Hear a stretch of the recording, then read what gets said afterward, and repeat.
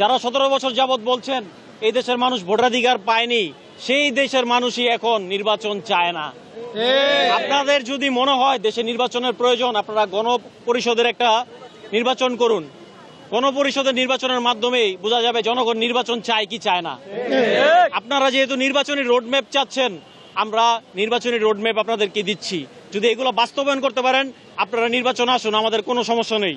আমাদের রোডম্যাপ হচ্ছে, সর্বপ্রথম আমরা চাই জুলাই আন্দোলনের হত্যার বিচার, সংবিধান সংস্কার, বিচার ব্যবস্থার সংস্কার, শিক্ষা ব্যবস্থার সংস্কার, ব্যাংকিং খাত সংস্কার, আইন শৃঙ্খলা সংস্কার, দেশের বাণিজ্য সংস্কার, রোহিঙ্গা সমস্যার সমাধান সংস্কার, সরকারি নিয়োগ ব্যবস্থার সংস্কার, সামাজিক ব্যবস্থার সংস্কার, পার্বত্য বিশৃঙ্খলা সংস্কার, ঘরবাড়ি রাস্তাঘাট সংস্কার, জাতীয় রাজনৈতিক নেতাদের সংস্কার, নির্বাচন ব্যবস্থার সংস্কার, স্থানীয় সরকার নির্বাচন, তারপরে আমরা চাই নির্বাচন।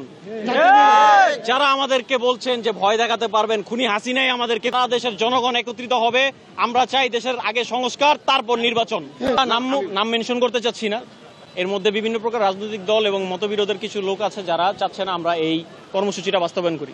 কিন্তু আমরা তাদের উদ্দেশ্যে বলতে চাই, আমাদের জনবল দেখি আমাদের ভয় দেখাবেন না। এই নারায়ণগঞ্জের একজন বলেছিল রাত 2টা বাজে ফোন দিলে 2 লক্ষ লোক এসে পড়ে, তার বাড়ির গ্রিল বাঁচানোর জন্য 2 জন লোক পাওয়া যায় না শেষ পর্যন্ত। তাই এই ছাত্র জনতাকে আপনারা লোকবল দিয়ে ভয় দেখায়েন না। আমরা রক্ত দেওয়া যখন শিখে গেছি ভাই, আমরা আরো রক্ত দিতে পারবো। কিন্তু যদি সংস্কার না হয়, আমাদের রক্তের উপর দিয়ে যে নির্বাচন দিতে হবে, আমাদের যে মৌলিক অধিকারগুলো, এগুলো যে পর্যন্ত বাস্তবায়িত না হচ্ছে ওই পর্যন্ত আমরা নির্বাচন চাচ্ছি না। আপনারা বলেছেন না যে গত 16 বছর আপনারা রোজা রাখছেন, ইফতার করবেন এই দিয়া, আপনাদের নির্বাচন দিয়া।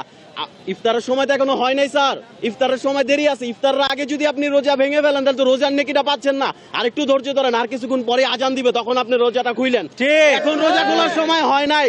জনাব যে বলেছেন তার উদ্দেশ্যে আমি বলতে যাচ্ছিলাম কথাটা।